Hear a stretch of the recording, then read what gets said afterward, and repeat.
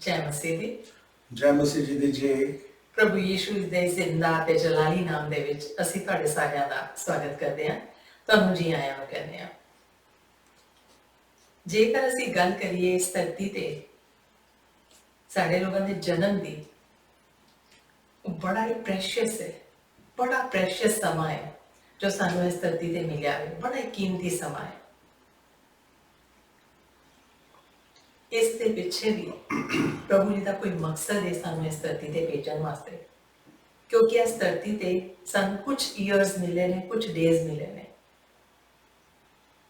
ਅਸੀਂ ਕਿਸ ਤਰ੍ਹਾਂ ਉਹਨਾਂ ਨੂੰ ਯੂਜ਼ ਕਰਨਾ ਹੈ, ਇਹ ਪ੍ਰਭੂ ਜੀ ਨੇ ਪਲਾਨਸ ਬਣਾਏ ਹੋਏ ਨੇ।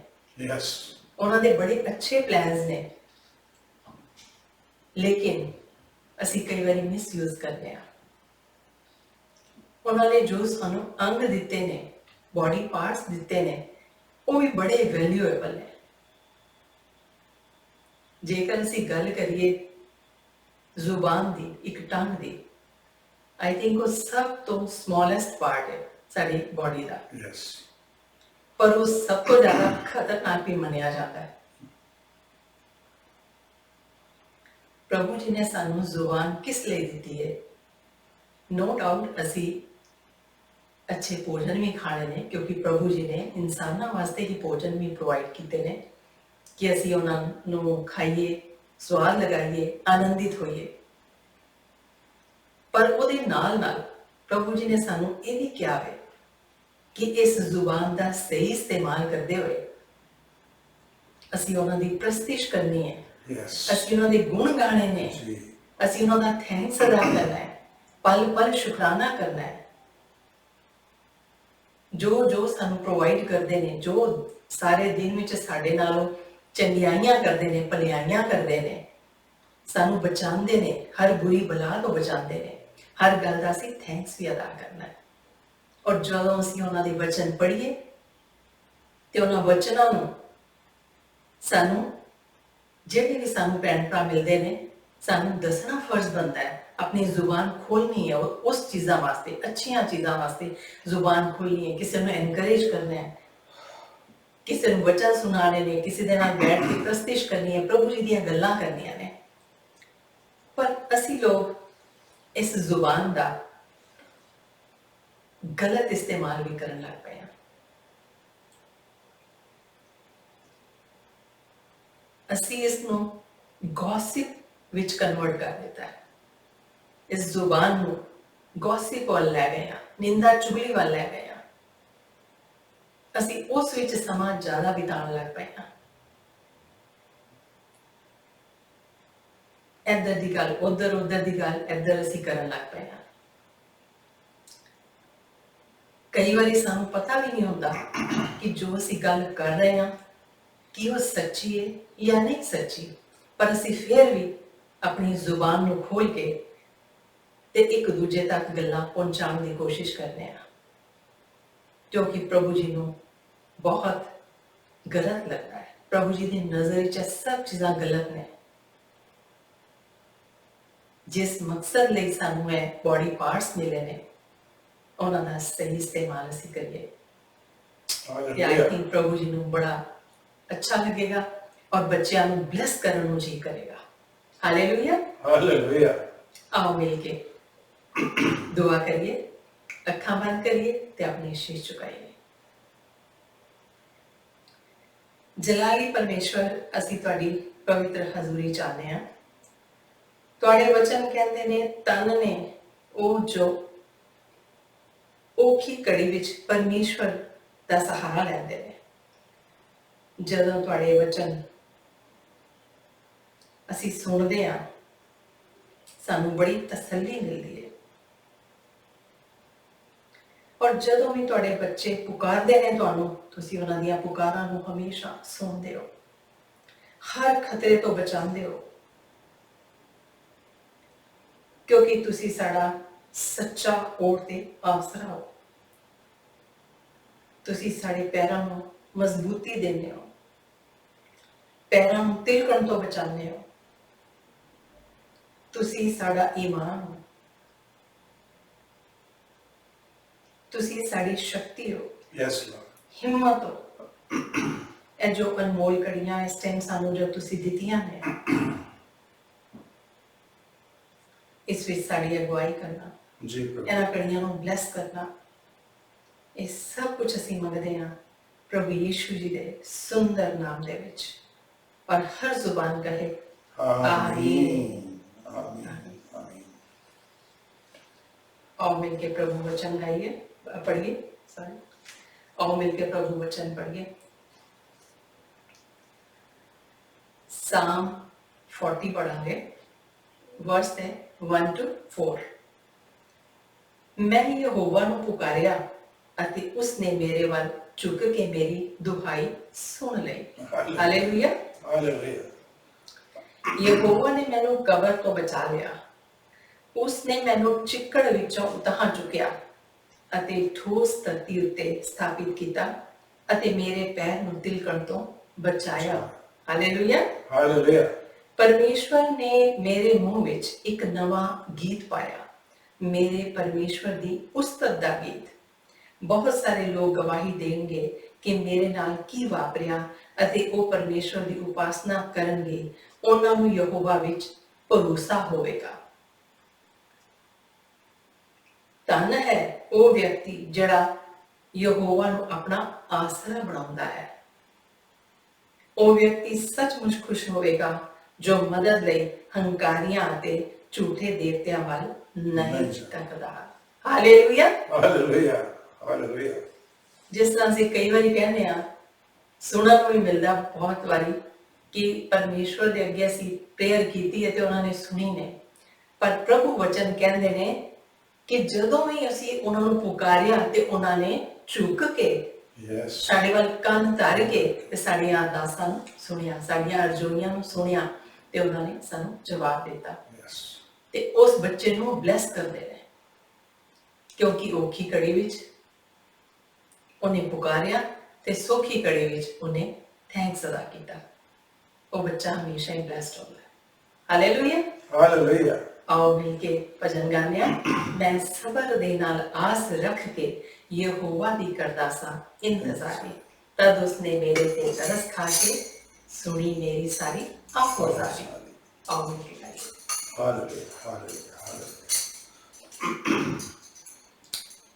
मैं सब्र दे नाल आस रख के यहोवा दी करदा सा इंतज़ार, दोस्त मेरे ते तरस खाके सुनी मेरी सारी आहुजारी।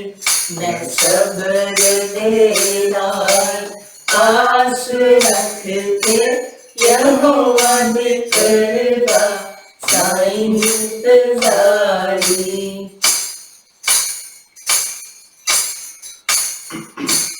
ओ खतरे ते टोए देखो गया तुम है मैनू कढ के ले आया बाहर।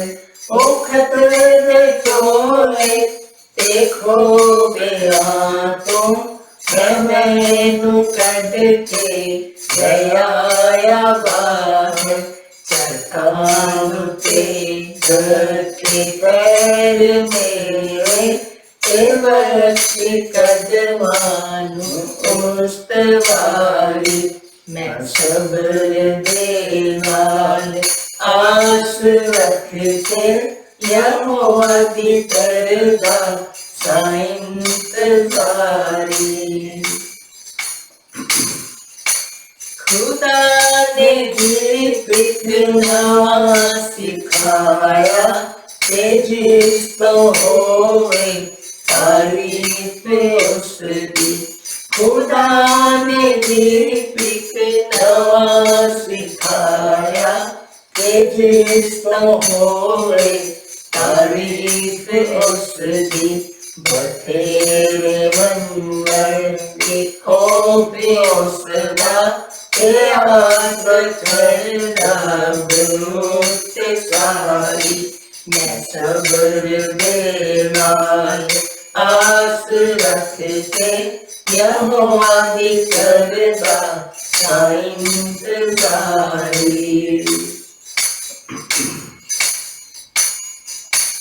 मुबारकों से बाहर जानो, यहोवा उसे भरोसा जिसका। मुबारकों से बाहर जानो, यहोवा उसे भरोसा जिसका। मंदिया कोई ओने जाना, ना छूटे आना, ये रख दयारी। सबरेवा आस रख के यहोवा की करदा इंतजारी। पड़ोस में मेरे तरस खाके, सुनी मेरी सारी सारी। सबरेवान आस रख के यहोवा की करदा इंतजारी। Hallelujah, hallelujah, hallelujah, hallelujah. आज से करीब 180 साल पहले की बात है। दुनिया में एक देश है जिसका नाम है ऑस्ट्रिया। ऑस्ट्रिया देश की जो राजधानी है उसका नाम वियना है। तो आज से 180 साल पहले वियना जो सिटी थी, वहाँ पे एक वेटरनिटी हॉस्पिटल था जिसका नाम था वियना वेटरनिटी हॉस्पिटल। यह उस समय संसार का सबसे बड़ा वेटरनिटी हॉस्पिटल था और दूर दूर से माताएं अपने को बच्चों को जन्म देने के लिए वहाँ पे आती थी। It was a safe place to deliver child. यहाँ पे दो तरह के सेक्शन थे जहाँ माताएं बच्चों को जन्म देती थी। एक सेक्शन वो था जहाँ पे जो मेडिकल डॉक्टर्स हैं, मेडिकल प्रैक्टिशनर हैं, मेडिकल स्टूडेंट हैं, उनकी देख रेख में माताएं बच्चों को जन्म देती थी। दूसरा सेक्शन वो था जहाँ पे मिडवाइफ जो होती है, जो दाइयाँ होती हैं, उनकी देख रेख में वे बच्चे को जन्म देती हैं। तो 180 साल पहले की बात है, करीब 1840 के आसपास की बात है कि वहाँ पे देखने में आया कि हालांकि दूर दूर से लोग आते हैं, माताएं आती हैं बच्चों को जन्म देने के लिए, लेकिन जो माताएं हैं जो बच्चों को जन्म देती हैं उनके बच्चे तो बच जाते हैं, लेकिन जो माताएं हैं उनका जो मॉर्टेलिटी रेट है यानी मृत्यु दर है वो बहुत बढ़ रही है। अक्सर माताएं बच्चे को, स्वस्थ बच्चे को जन्म देने के बाद चल पड़ती थी, खत्म हो जाती थी। और सबसे बड़ी हैरानी की बात ये थी कि जहाँ पे जिस सेक्शन में डॉक्टर्स के देख रेख में बच्चे को जन्म देती थी वहाँ पे ये मॉर्टेलिटी रेट ज़्यादा था, लेकिन जहाँ पे जो दाइयों के जरिए बच्चों को जन्म देते थे वहाँ पे बच्चों का मॉर्टेलिटी बहुत कम था, मदर्स का मॉर्टेलिटी रेट बहुत कम था। यानी बच्चे वहाँ पे ज़्यादा, माताएं वहाँ पे ज़्यादा ख़त्म हो रही थी जहाँ पे डॉक्टर्स देखभाल करते हैं। बड़ी हैरानी की बात होती है कि जो डॉक्टर्स हैं उन्होंने तो सारा कुछ सीखा हुआ, पढ़ा हुआ। तो इस बात की जांच करने के लिए हॉस्पिटल ने एक कमेटी बनाई और उस कमेटी का ये काम था कि वे देखें ये क्या हो रहा है, क्यों माताएं ज़्यादा संख्या में ख़त्म हो जाती हैं और ख़ासकर जो डॉक्टर्स के एरिया में बच्चों को जन्म देती हैं। तो जब उन्होंने ये रिसर्च किया, देखा, इंटरव्यू ली सबसे, तो एक बड़ी ही सिंपल सी बात सामने आई। वो बात ये थी कि जहाँ पे डॉक्टर्स के देखभाल में माताएं जन्म देती थी बच्चों को, वो जो डॉक्टर थे वो क्या करते थे, ये उस जमाने की बात है जब हाथ धोने की प्रथा अभी पता नहीं थी, हमें ये पता नहीं था कि कीटाणु हाथों से आते हैं। तो डॉक्टर क्या करते थे, जहाँ भी पोस्टमार्टम कहीं करके आ रहे हैं या ऑपरेशन करके आ रहे हैं, वैसे ही सीधा वो उस जगह पे लेबर रूम में आ जाते थे जहाँ पे माताएं बच्चों को जन्म दे रही हैं और उन्हीं हाथों से उन माताओं की मदद करते थे जो माताएं बच्चों को जन्म दे रही हैं। तो वजह ये थी कि उनके हाथों में जो डेड बॉडीज के कीटाणु होते थे या ऑपरेशन करते जो कीटाणु उनके हाथों में लग जाते थे, उसकी वजह से वो माताएं बहुत ज़्यादा संख्या में ख़त्म हो रही।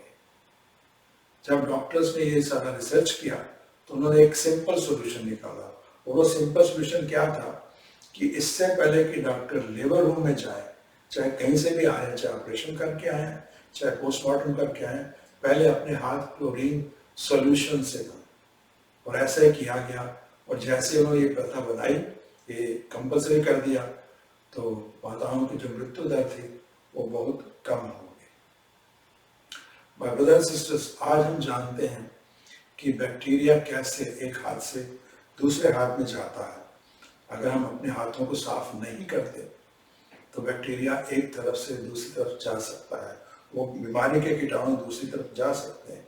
यही रीजन है कि आज बहुत से ऐसे प्रोफेशन हैं जहाँ पे हाथ धोना कंपलसरी हो गया, मस्ट है। खासकर मेडिकल प्रोफेशन में, रेस्टोरेंट वर्कर्स के लिए, सबके लिए हाथ धोना कंपलसरी कर दिया गया। सिर्फ यही नहीं, हम अपने घरों में भी जब बच्चा खाने की मेज पर बैठता है तो पहले माँ और बाप उससे पूछते हैं, तूने हाथ धोए? अगर हाथ नहीं धोए तो जाओ हाथ धो के आओ। सो माय ब्रदर्स सिस्टर्स, हम देखते हैं कि हमारा जो जीवन है, our body is a dirty body, ये बहुत जल्दी गंदी हो जाती है। इसे साफ करना बहुत जरूरी है। कई बार तो ये होता है कि हम बाहर भी नहीं जाते, कई बार हम बाहर जाते हैं तो बाहर से गंदगी साथ ले आते हैं। आपने देखा होगा कि जब हम बाहर जाते हैं तो बाहर की हवा में जो दूषित वातावरण है, उससे कीटाणु, उसकी मिट्टी, उसकी डस्ट हमारे कपड़ों के ऊपर, हमारे हाथों पे आ जाती है।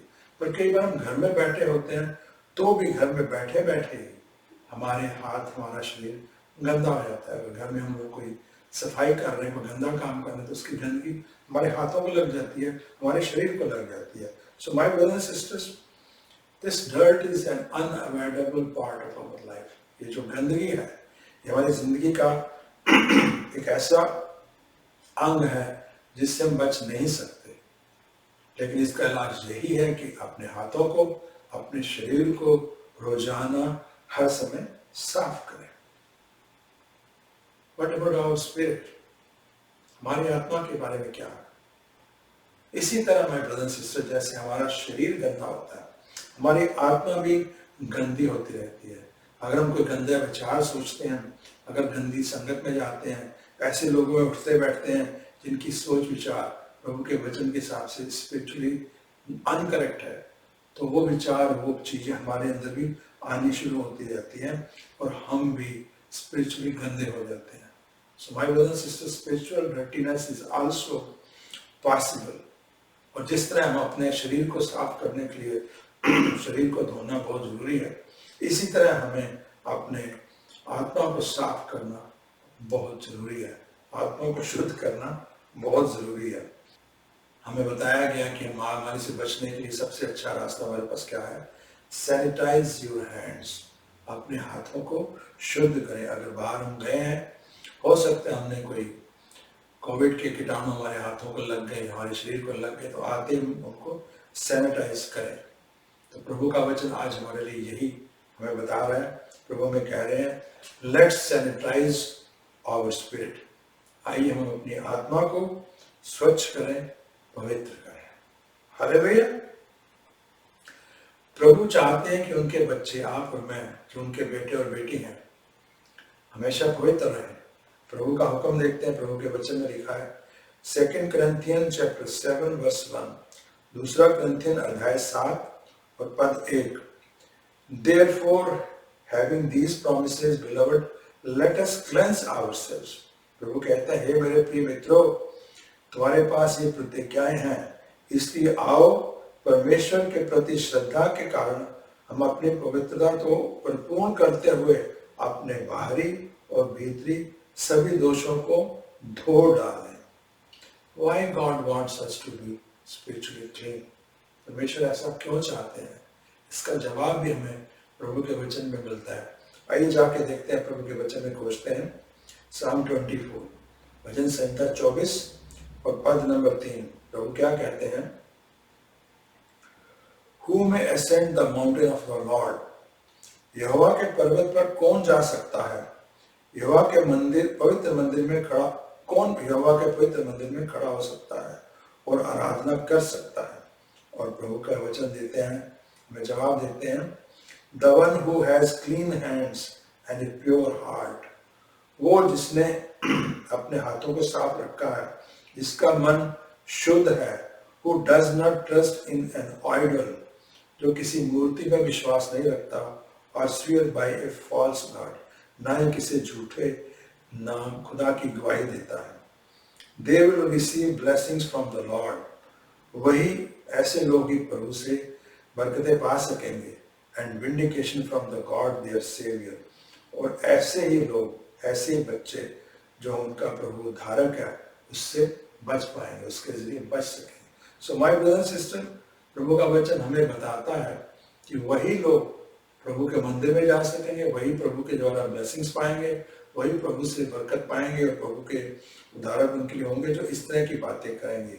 इसीलिए प्रभु ने हमें हुक्म दिया है, हमें कमांड दिया, हमें एक सजेशन दिया है. Book of Philippians chapter 2 verse 15.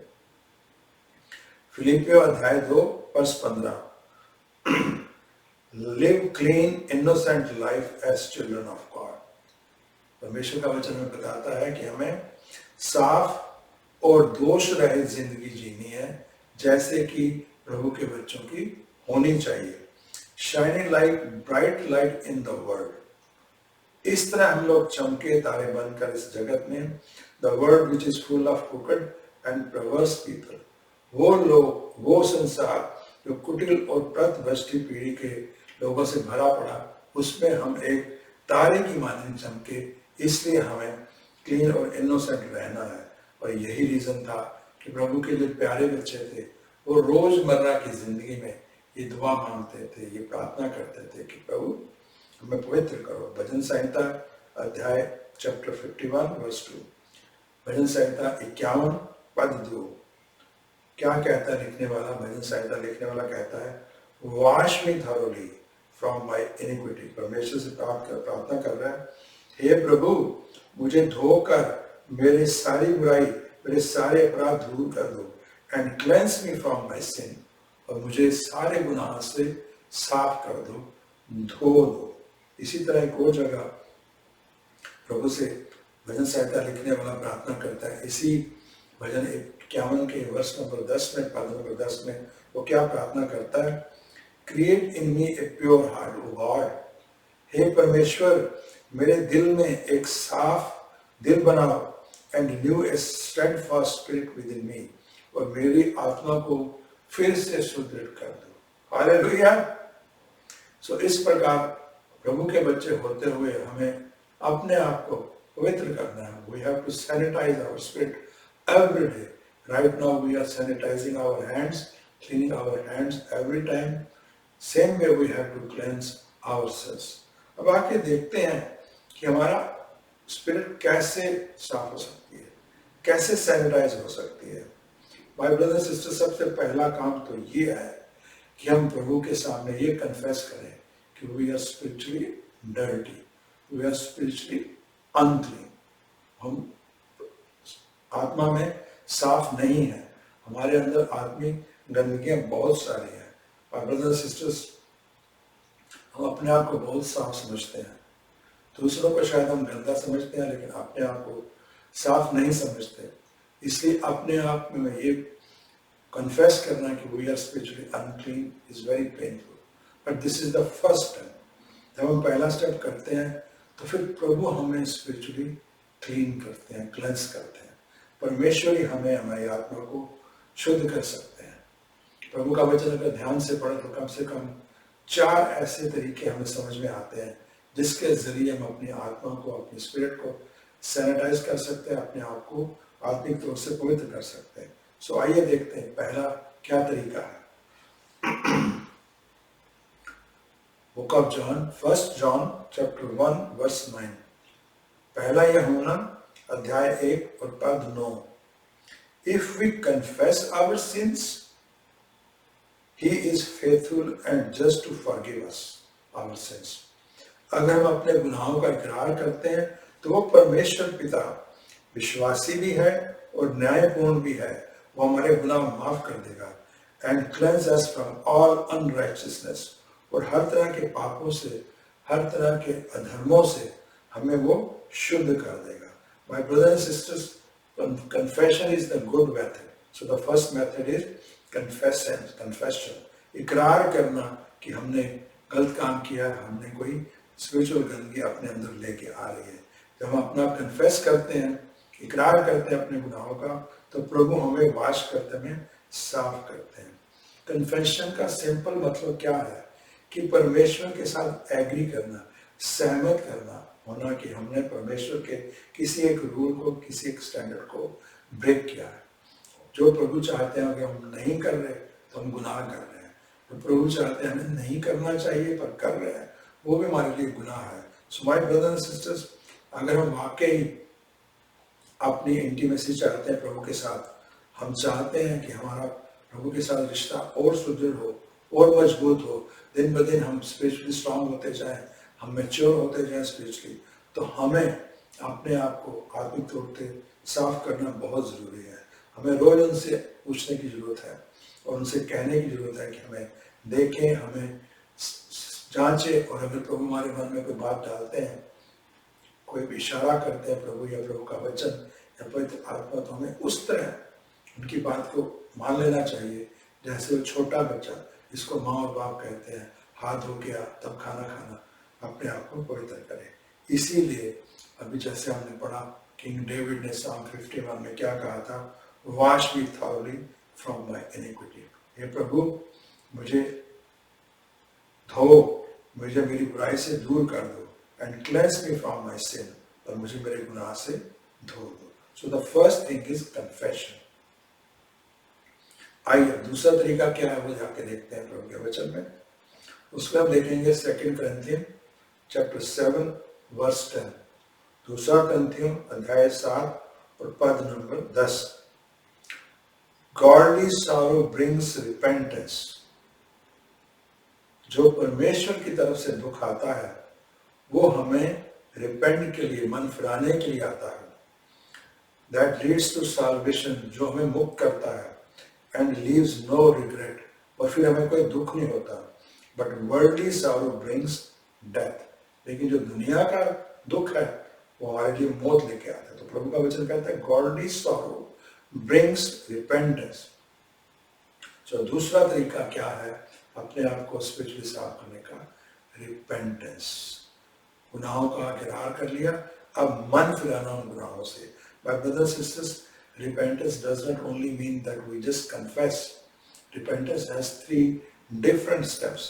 आइए देखिए वो 3 steps क्या है। पहला स्टेप है कॉन्विक्ट होना, एहसास होना हमें कि हमने गलती की है। दूसरा है एहसास होने के बाद कि हमने कोई गलत किया, हमने पवित्र आत्मा को दुखी किया। तो सेकेंड है स्पिरिचुअली ग्रीव होना, और तीसरा है उसके ऊपर कोई एक्शन लेना, कोई कार्रवाई करना।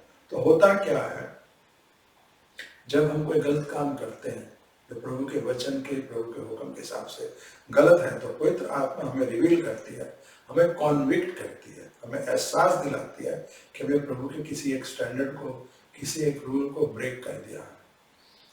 पहला स्टेप होता है ये, जब हम एहसास करती है तो हमें अपने आप में ग्लानि होती है, हम ग्रीव करते हैं, और चूंकि हमने प्रभु के वचन के अगेंस्ट कुछ किया है, तो जो पवित्र आत्मा वो भी ग्रीव होती है, दुखी होती है, परेशान होती है।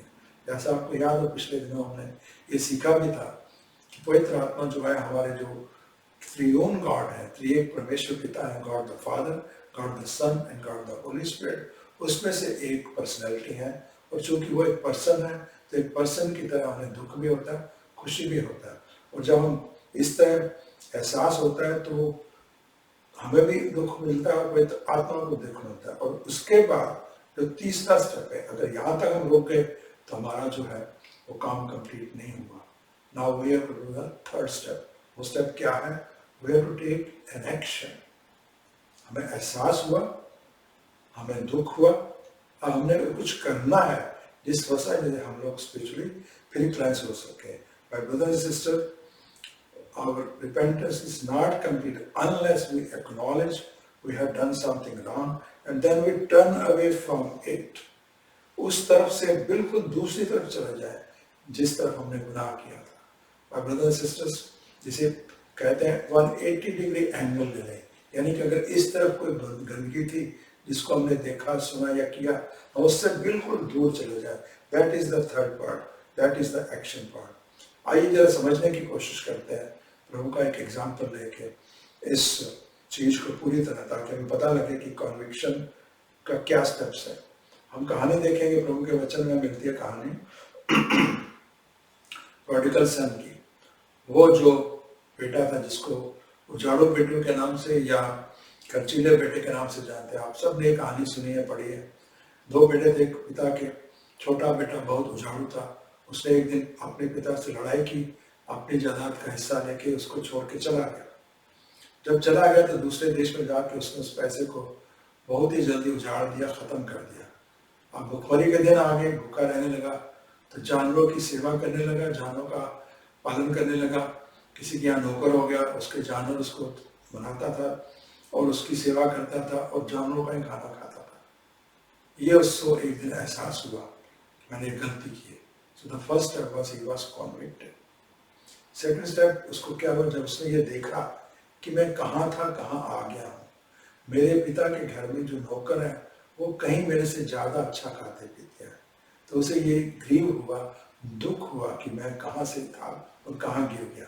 और फिर उसने क्या किया, उसने फैसला किया, उसने एक्शन ली। क्या एक्शन ली कि अपने पिता के घर वापस जाऊंगा, मैं अपने परमेश्वर से माफी मांगूंगा, अपने पिता से माफी मांगूंगा, और पिता अगर मुझे अपने घर में नौकर का स्थान भी दे देगा तो मैं वहां जरूर जाऊंगा। और उसने वो काम किया।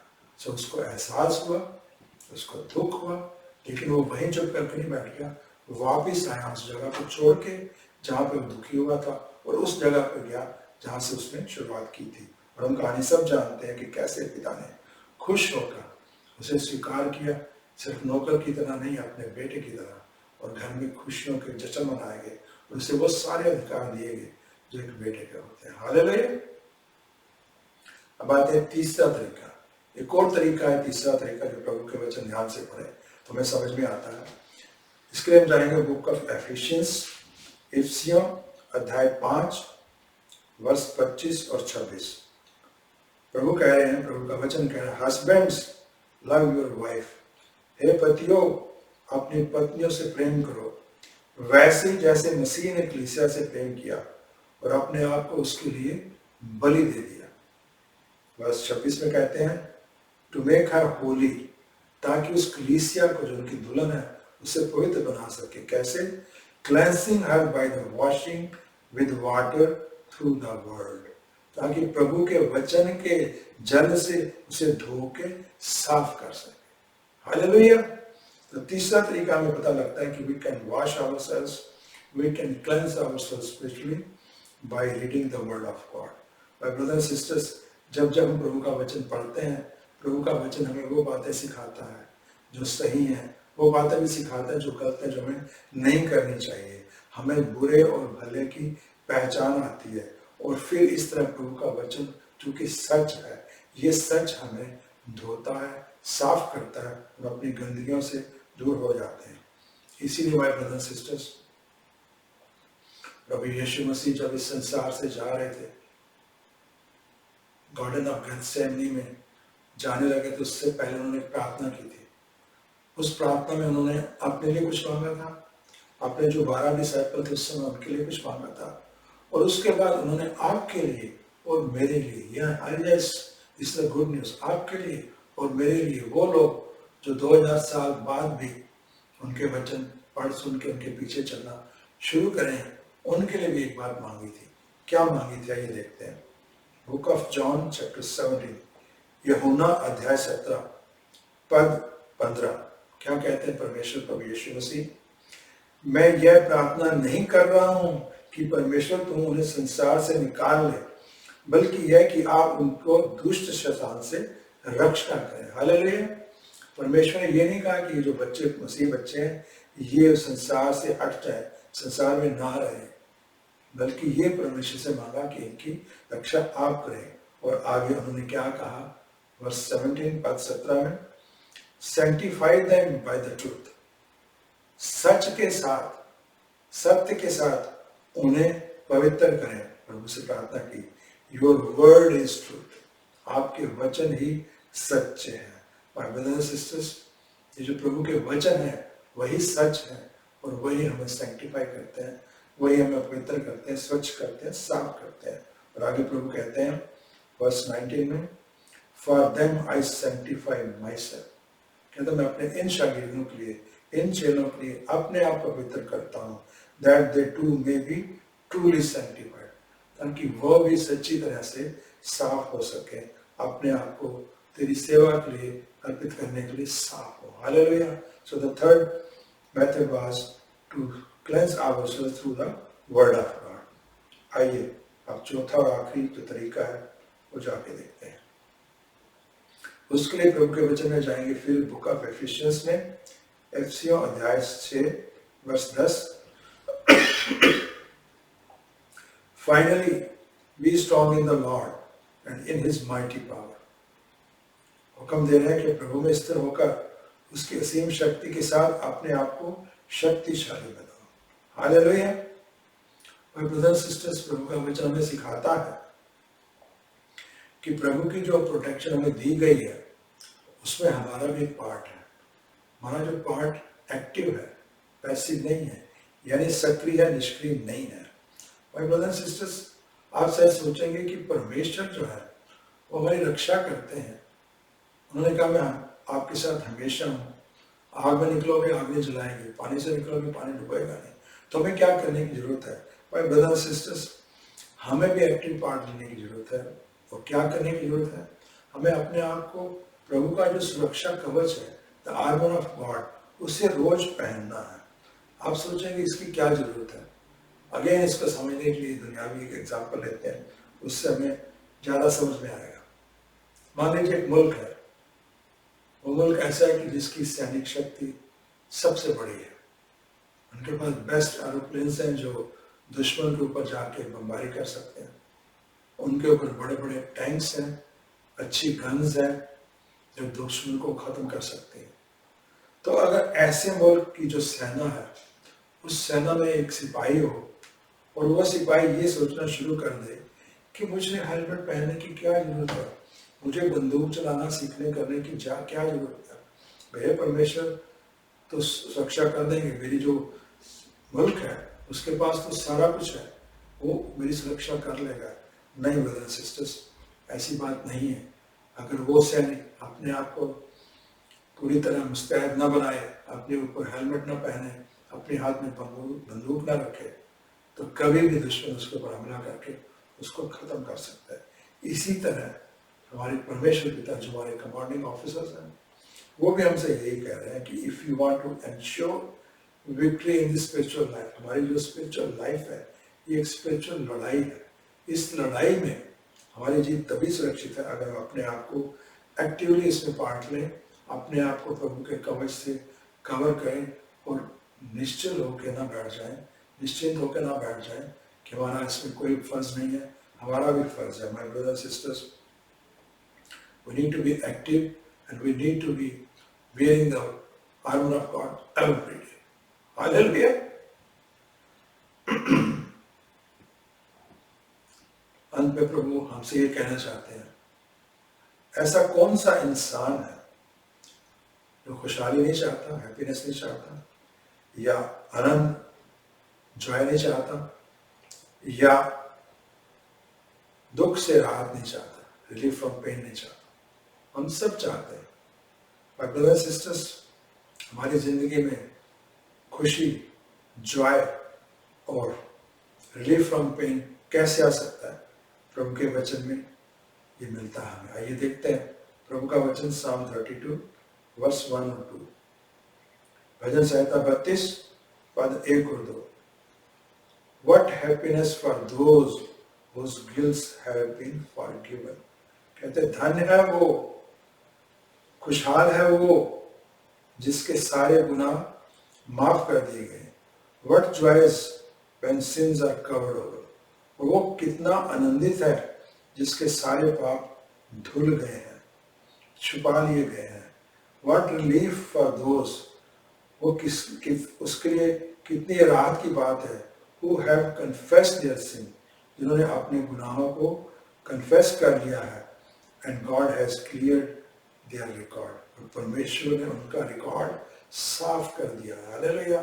जो हमने आज तक गुनाह किए, रोज हम गुनाह करते हैं, परमेश्वर हमारे वो साफ कर देते हैं अगर हम रोज ऐसा करें। So my brothers and sisters, प्रभु का संदेश हमारे लिए आज ये है कि अगर हम अपने आप को स्पिरिचुअली सैंक्टिफाई करना चाहते हैं, सैनिटाइज करना चाहते हैं, तो रोज सुबह और शाम हम लोग को अपने आप को जांचने की जरूरत है। हम खुद भी जांचें अपने आप को, आज हमने क्या गलत किया, क्या सही किया, किस बात की माफी मांगनी है, किस बात से दूर होना है, हम खुद जांचें।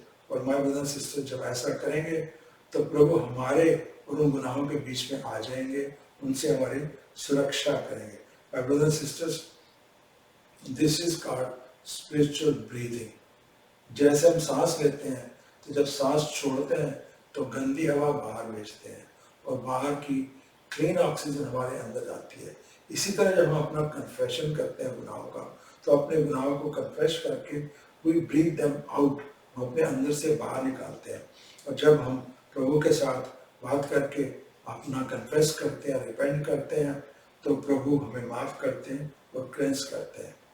My brothers and sisters, the message from God for today is, जिस तरह हम रोज अपने आप को साफ करते हैं, नहा के अपने हाथों को साफ करते हैं, इसी तरह हमें रोज अपनी आत्मा को भी साफ करना है। माय ब्रदर्स एंड सिस्टर्स, अगर हम ऐसा करेंगे तो मेरा विश्वास है प्रभु के वचन के आधार पे कि हमारे अंतिम समय में हम भी वही कह सकेंगे जो प्रॉफिट सैमुअल ने कही थी। प्रभु के जो नबी थे, जब उनका अंतिम समय आ रहा था तो उन्होंने अपने आसपास के लोगों से बात कही थी। आइए देखिए उन्होंने क्या कहा था। उन्होंने कहा था, ये आता है 1 शमूएल चैप्टर 12 वर्स 3 में, पहला शमूएल अध्याय 12 और वर्स 3 में, पार्ट 3 में। Here I stand, कहते हैं मैं यहाँ खड़ा हूँ, testify against me in the presence of the Lord and His anointed। कहते हैं प्रभु के सामने और प्रभु के anointed इस किंग के सामने ये गवाही दो। क्या गवाही दो? Whose ox I have taken, मैंने किसका बैल चुराया है। Whose donkey I have taken, मैंने किसका गधा चुराया है। Whom have I cheated, मैंने किसके साथ धोखा किया है। Whom have I oppressed, मैंने किसको हानि पहुंचाई है। From whose hand have I accepted a bribe to shut my eyes, कहता किसके हाथ से मैंने रिश्वत की ताकि अपनी आंखें बंद कर लूं और सच को ना देखूं और सच का समर्थन ना करूं। If I have done any of these things, अगर मैंने ऐसी कोई भी बात की है, I will make it right, मैं उसे बिल्कुल ठीक करूंगा। My brothers and sisters, जब प्रॉफिट सैमुअल ने ये बात कही तो सब लोगों ने इस बात की गवाही दी, टेस्टिमनी दी कि उन्होंने कोई भी गलत काम नहीं किया। ये कितने भाग्य की बात है कि आपने अंतिम दिन में हम लोग भी ये कह सके। मुझे याद आता है प्रभु के एक सेवक की जीवनी में से एक अंश, जब उनका आखिरी दिन था, उन्हें पता लग रहा था कि आज मुझे चले जाना, तो उन्होंने अपने परिवार को बुलाया, अपने बच्चों को, अपनी वाइफ को, अपनी बहू को, सबको बुलाया। और एक बात उन्होंने बोली थी। क्या कहा था उन्होंने कहा था, my life and my hands are clean in the eyes of God and man. लोगों की नजर में, परमेश्वर की नजर में मेरे हाथ में और मेरी जिंदगी भी साफ है। काश हम भी ऐसा कह सकें, काश हम भी अपने अंतिम दिन इसी तरह शांति से ये दुनिया छोड़ सकें, क्योंकि प्रभु आज हमें दिखाया है, प्रभु के वचन है, इस पे पालन करें। तो आइए प्रभु के इस वचन को एक बार फिर देखें, इस टाइटल पे फिर गौर करें। प्रभु का आज का हमारे लिए संदेश है, let us sanitise our spirit. आइए अपनी आत्मा को स्वच्छ करें, अपनी आत्मा को पवित्र करें। Hallelujah, God bless you. Yes, तो पहले इस आज दी सभा खत्म करिए। ਅਸੀਂ ਤੁਹਾਡੇ ਲਈ प्रार्थना करना चाहांगे। आप अपने सिरा में झुकाइए, अखां बंद करिए, मिल के प्रभु जी को प्रार्थना करिए, प्रभु जी को बरकतां मंगिए। परमेश्वर पिता जी, ਤੁਹਾਡੀ हजूर ਤੁਹਾਡੇ ਸਿੰਘਾਸਨ ਦੇ ਸਾਹਮਣੇ ਆਏ ਹਾਂ। प्रभु जी, ਤੁਸੀਂ ਜਾਣਦੇ ਹੋ ਇਸ ਵੇਲੇ ਸਭਾ 'ਚ ਤੁਹਾਡੇ ਬੱਚੇ ਕਿੱਥੇ ਖੜੇ ਨੇ, ਕਿਤੋਂ ਸ਼ਾਮਿਲ ਹੋ ਰਹੇ ਨੇ, ਤੇ ਉਹਨਾਂ ਦੀ ਜ਼ਿੰਦਗੀ 'ਚ ਕਿਹੜਾ ਦੁੱਖ ਚੱਲ ਰਿਹਾ ਤੁਸੀਂ ਜਾਣਦੇ ਹੋ प्रभु जी। ਅਸੀਂ दोनों मिल के प्रभु जी आपके चरणों में दरखास्त करना है, तुसी अपने उन्होंने बच्चों ते अपना मेल पे हाथ रखना, उन्होंने दुखों को दूर करना प्रभु जी, उन्होंने सारी चिंताओं को दूर करना प्रभु जी। ਅਸੀਂ ਇਨਸਾਨ ਇੱਕ ਦੂਸਰੇ ਨੂੰ ਕੀ ਦੇ ਸਕਦੇ ਹਾਂ ਜੋ ਸ਼ਾਂਤੀ ਤੁਸੀਂ ਦੇ ਸਕਦੇ ਹੋ। ਸੋ ਪ੍ਰਭੂ ਜੀ ਤੁਹਾਡਾ ਆਤਮਾ ਰਾਈਟ ਨਾਓ ਜਿੱਥੇ ਜਿੱਥੇ ਮੇਰੇ ਭੈਣ ਭਰਾ ਸੁਣੇ ਇਸ ਆਵਾਜ਼ ਨੂੰ ਸੁਣ ਰਹੇ ਨੇ, ਇਸ ਸਭਾ ਸ਼ਾਮਿਲ ਨੇ, ਤੁਹਾਡਾ ਆਤਮਾ ਉਹਨਾਂ ਨੂੰ ਟੱਚ ਕਰੇ ਤੇ ਉਹਨਾਂ ਦੇ ਅੰਦਰ ਦੀ ਹਰ ਇੱਕ ਦੁੱਖ, ਹਰ ਇੱਕ ਤਕਲੀਫ, ਹਰ ਇੱਕ ਚਿੰਤਾ ਖਤਮ ਹੋ ਜਾਏ। ਉਹ ਆਪਣੇ ਸਾਰੇ ਬੋਝ ਪ੍ਰਭੂ ਜੀ ਆਪਣੇ ਤੋਂ ਕੱਢ ਕੇ ਤੁਹਾਡੇ ਹੱਥਾਂ 'ਚ ਦੇ ਦੇਣ, ਤੁਹਾਡੇ ਚਾਲਾਂ 'ਚ ਰੱਖ ਦੇਣ, ਕਿਉਂਕਿ ਪ੍ਰਭੂ ਜੀ ਇਹ ਬੋਝ ਤੁਸੀਂ ਸੰਭਾਲ ਸਕਦੇ ਹੋ। ਤੁਸੀਂ ਸਾਡੀ ਇਕਲੌਤੀ ਉਮੀਦ ਹੋ, ਇਕਲੌਤਾ ਸਹਾਰਾ ਹੋ। ਚਾਹੇ ਪ੍ਰਭੂ ਜੀ ਬੋਝ ਹੈ ਕਿਸੇ ਤਰ੍ਹਾਂ ਦੀ ਬਿਮਾਰੀ ਦਾ, ਕਿਸੇ ਤਰ੍ਹਾਂ ਦੇ ਰੋਗ ਦਾ ਜੋ ਤੰਗ ਕਰ ਰਿਹਾ, ਜਾਂ ਉਹ ਚਿੰਤਾ ਹੋਵੇ ਕਿਸੇ ਤਰ੍ਹਾਂ ਦੇ ਪੈਸੇ ਤੇਰੇ ਦੀ ਕਮੀ ਦਾ, ਜਾਂ ਪ੍ਰਭੂ ਜੀ ਉਹ ਬੋਝ ਹੋਵੇ ਰਿਸ਼ਤਿਆਂ 'ਚ ਆ ਕੇ ਕਿਸੇ ਤਰ੍ਹਾਂ ਦੀ ਤਨਾਵਟ ਦਾ, ਜਾਂ ਕਿਸੇ ਤਰ੍ਹਾਂ ਦਾ ਵੀ ਕੋਈ ਹੋਰ ਬੋਝ। ਤੁਸੀਂ ਜਾਣਦੇ ਹੋ ਪ੍ਰਭੂ ਜੀ ਜਿਹੜੇ ਬੱਚੇ ਇਸ ਪ੍ਰਾਰਥਨਾ ਵਿੱਚ ਸ਼ਾਮਿਲ ਨੇ, ਤੁਸੀਂ ਉਹਨਾਂ ਦੇ ਬੋਝ ਜਾਣਦੇ ਹੋ। ਅੱਜ ਉਹਨਾਂ ਨੇ ਬੋਝ ਪ੍ਰਭੂ ਜੀ ਕੱਢ ਕੇ ਤੁਹਾਡੇ ਚਰਨਾਂ 'ਚ ਰੱਖ ਦਿੱਤੇ ਨੇ। ਔਰ ਸਾਡਾ ਪੂਰਾ ਵਿਸ਼ਵਾਸ ਹੈ ਤੁਸੀਂ ਇਹਨਾਂ ਬੋਝਾਂ ਨੂੰ ਸੰਭਾਲ ਰਿਹਾ। ਉਹਨਾਂ ਦੇ ਮਨ ਨੂੰ ਹੁਣ ਇਸ ਵੇਲੇ ਸ਼ਾਂਤੀ ਮਿਲ ਰਹੀ ਹੈ, ਉਹਨਾਂ ਦੇ ਅੰਦਰ ਉਮੀਦ ਜਾਗ ਰਹੀ ਹੈ, ਉਹਨਾਂ ਦਾ ਫੇਥ ਫਿਰ ਵੱਡਾ ਹੋ ਰਿਹਾ ਔਰ ਉਹ ਪ੍ਰਭੂ ਜੀ ਤੁਹਾਡੇ ਵਿੱਚ ਹੋਰ ਵੱਧ ਰਹੇ ਨੇ। ਇਹ ਸਾਰੀ ਪ੍ਰਾਰਥਨਾ ਸੁਣਨ ਲਈ ਪ੍ਰਭੂ ਜੀ ਤੁਹਾਡਾ ਧੰਨਵਾਦ ਕਰਦੇ ਹਾਂ। ਅਸੀਂ ਇਹ ਸਭ ਕੁਝ ਪ੍ਰਾਪਤ ਕਰਦੇ ਹਾਂ ਪ੍ਰਭੂ ਯਿਸੂ ਮਸੀਹ ਜੀ ਦੇ ਸਭ ਤੋਂ ਉੱਚੇ ਤੇ ਸਭ ਤੋਂ ਵੱਡੇ ਨਾਮ ਵਿੱਚ। ਆਮੀਨ।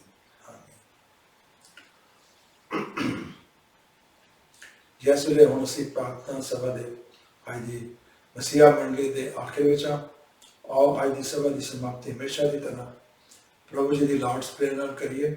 ਸੋ ਇੱਕ ਵਾਰ ਫਿਰ ਸਿਰਾਂ ਨੂੰ ਝੁਕਾਈਏ, ਅੱਖਾਂ ਬੰਦ ਕਰੀਏ ਔਰ ਮਿਲ ਕੇ ਪੰਜਾਬੀ ਵਿੱਚ ਪ੍ਰਭੂ ਜੀ ਦੀ ਪ੍ਰਾਰਥਨਾ ਕਰੀਏ। ਹੇ ਸਾਡੇ ਪਿਤਾ ਜਿਹੜੇ ਸਵਰਗ ਵਿੱਚ ਹੋ, ਤੁਹਾਡਾ ਨਾਮ ਪਾਕ ਮੰਨਿਆ ਜਾਏ, ਤੁਹਾਡਾ ਰਾਜ ਆਏ, ਤੁਹਾਡੀ ਮਰਜ਼ੀ ਜਿਹੜੀ ਸਵਰਗ ਵਿੱਚ ਪੂਰੀ ਹੁੰਦੀ ਹੈ ਜ਼ਮੀਨ ਉੱਤੇ ਵੀ ਹੋਵੇ। ਸਾਡੀ ਰੋਜ਼ ਦੀ ਰੋਟੀ ਅੱਜ ਸਾਨੂੰ ਦਿਓ ਅਤੇ ਸਾਡੇ ਗੁਨਾਹ ਮਾਫ ਕਰੋ ਜਿਵੇਂ ਅਸੀਂ ਵੀ ਆਪਣੇ ਗੁਨਾਹਗਾਰਾਂ ਨੂੰ ਮਾਫ ਕੀਤਾ ਹੈ, ਅਤੇ ਸਾਨੂੰ ਪਛਤਾਵੇ ਵਿੱਚ ਨਾ ਲਿਆਓ, ਸਗੋਂ ਬੁਰਾਈ ਤੋਂ ਬਚਾਓ, ਕਿਉਂਕਿ ਰਾਜ, ਸ਼ਕਤੀ ਅਤੇ ਮਹਿਮਾ ਸਦਾ ਤੁਹਾਡੇ ਹੀ ਹਨ। और हर जुबान बोलेगी आमीन आमीन। आओ हमेशा की तरह प्रभु जी के वचनों के राही जो ब्लैसिंग्स आ रही हैं उन्हें ब्लैसिंग्स को रिसीव करिए विश्वास के नाल, ईमान के नाल। The Lord bless you and keep you. The Lord make his face shine on you and be gracious to you. The Lord turn his face towards you and give you piece. Punjabi ਵਿੱਚ ਯਹੋਵਾ ਤੁਹਾਨੂੰ ਆਸੀਸ ਦੇਵੇ ਅਤੇ ਤੁਹਾਨੂੰ ਸੁਰੱਖਿਅਤ ਰੱਖੇ। ਯਹੋਵਾ ਤੁਹਾਡੇ ਉੱਤੇ ਮਿਹਰਬਾਨ ਹੋਵੇ ਅਤੇ ਆਪਣੀ ਮਿਹਰ ਦਰਸਾਵੇ। ਯਹੋਵਾ ਤੁਹਾਡੇ ਉੱਤੇ ਕਿਰਪਾ ਦ੍ਰਿਸ਼ਟੀ ਨਾਲ ਵੇਖੇ ਅਤੇ ਤੁਹਾਨੂੰ ਸ਼ਾਂਤੀ ਦੇਵੇ। ਅਸੀਂ ਸਾਰੇ ਕਹਿੰਦੇ ਹਾਂ ਆਮੀਨ ਆਮੀਨ। Thank you all. ਪ੍ਰਭੂ ਤੁਹਾਨੂੰ ਖੂਬ ਬਰਕਤ ਦੇਣ, ਖੂਬ ਖੁਸ਼ੀਆਂ ਦੇਣ। ਅੱਜ ਦੀ ਸਭਾ ਵਿੱਚ ਸ਼ਾਮਿਲ ਹੋਣ ਲਈ ਅੱਜ ਦਾ ਵਚਨ ਹਮੇਸ਼ਾ ਦੀ ਤਰ੍ਹਾਂ ਤੁਹਾਡੇ ਲਈ ਖੂਬ ਲਾਭਵੰਦ ਹੋਏ, ਤੁਹਾਡੀ ਜ਼ਿੰਦਗੀ 'ਚ ਖੂਬ ਬਦਲਾਅ ਹੋਏ। आओ सब मिलके कहिए प्रभु यीशु जिंदा है। God bless you. God bless you. God bless you.